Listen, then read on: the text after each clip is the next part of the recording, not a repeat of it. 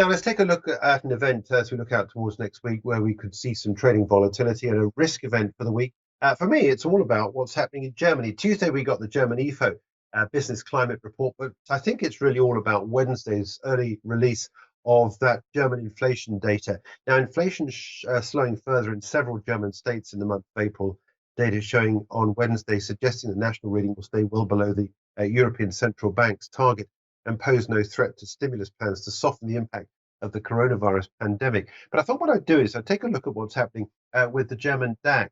And I think that the indications are a continuation of a recovery in the German economy, but it's not strong enough really to lead what's happening. And I think potentially we've got a continuation of this move that we've got here lower on the German DAX. What I want to do here is I want to draw a Fibonacci just to show you levels of support to watch out for. We're currently trading 185.50.